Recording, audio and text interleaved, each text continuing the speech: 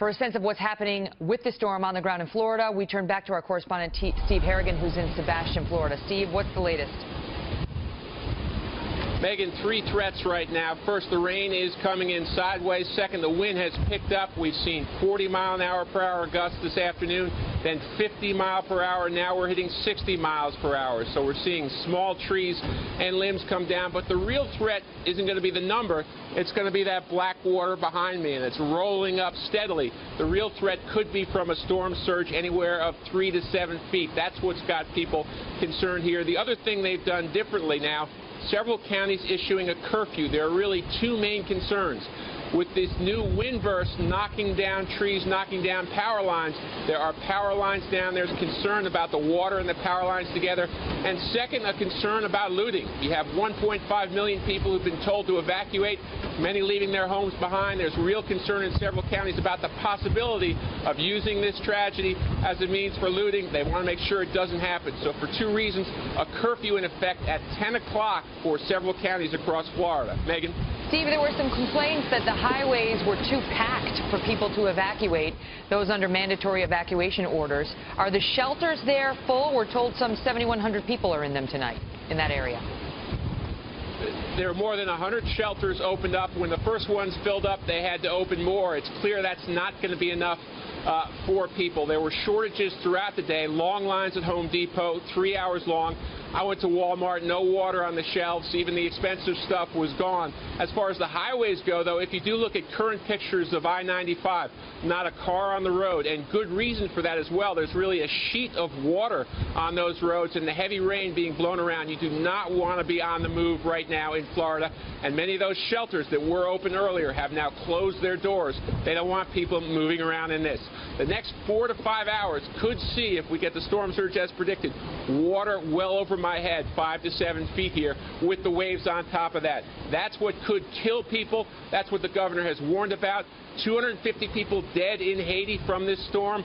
A similar storm 10 years ago in Florida killed 25 people in this state. $30 billion worth of damage last time.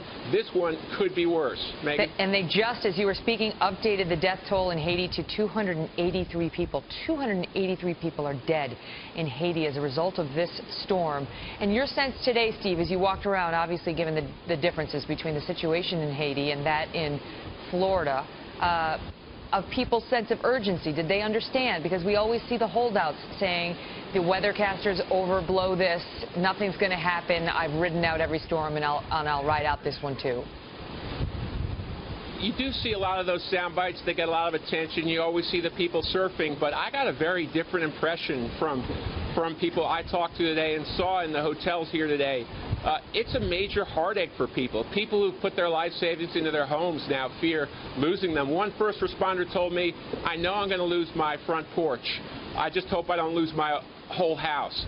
So you have people there out tonight trying to save people and knowing at the same time they could lose what they've worked their whole lives for. I think people, on the most part, taking this very seriously, facing a life threat on the one hand and a real financial threat on the other, Megan. Because you think, a lot of folks think Palm Beach and they think of the beautiful mansions, they think of places like Mar-a-Lago, the Breakers.